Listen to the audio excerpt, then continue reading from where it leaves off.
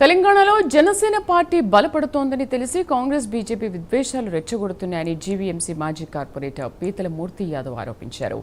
జనసేన కార్యకలాపాలను పరిమితం చేసేందుకు ప్రయత్నాలు చేస్తున్నారని ఆరోపించారు. తెలంగాణ యువత పవన్ కళ్యాణ్ ఆలోచనలు ఆదర్శాలకు ఆకర్షితులవుతున్నారని చెప్పారు. అదే అక్కసుతో పవన్ కళ్యాణ్ సభ నిర్వహణకు అడ్డంకులు సృష్టించారని మూర్తి యాదవ్ విమర్శించారు.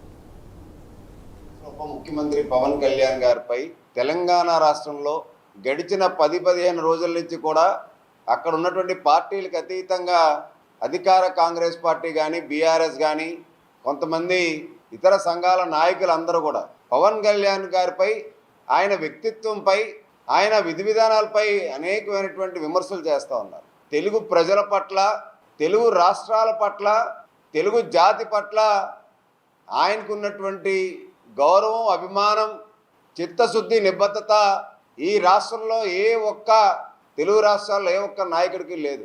కేవలం పవన్ కళ్యాణ్ గారు జనసేన పార్టీకి వెన్నుదోనుగా నిలిచినటువంటి సాధకులు అంటే జనసేన పార్టీ కార్యకర్తలు, జనసేన పార్టీ సభ్యత్వం చేయించినటువంటి జనసేన సాధకులతో ఒక సమావేశాన్ని, ఒక సంకల్ప సభని ఏర్పాటు చేస్తానని చెప్పి తెలంగాణ ఆవిర్భావం రోజు నాడు ఏర్పాటు చేసుకుంటే సభని జరగనివ్వకుండా, సభకి అనుమతులు ఇవ్వకుండా పవన్ కళ్యాణ్ గారు స్థాపించినటువంటి జనసేన పార్టీ సిద్ధాంతాలు ఎక్కడైతే తెలంగాణ ప్రజలు, తెలంగాణ యువత, తెలంగాణలో ఉన్నటువంటి పోరాట యోధులందరూ కూడా పవన్ కళ్యాణ్ గారు నిబద్ధతపై, పవన్ కళ్యాణ్ గారు ఆశయ సాధనకై భావజాలాలకు ఎక్కడైతే మంత్రముగ్ధులు అవుతారో అని, పట్టం కడతారనేటువంటి అక్కస్తో అనేకమైనటువంటి విమర్శలు 10-15 రోజులుగా చేస్తూ ఉన్నారు.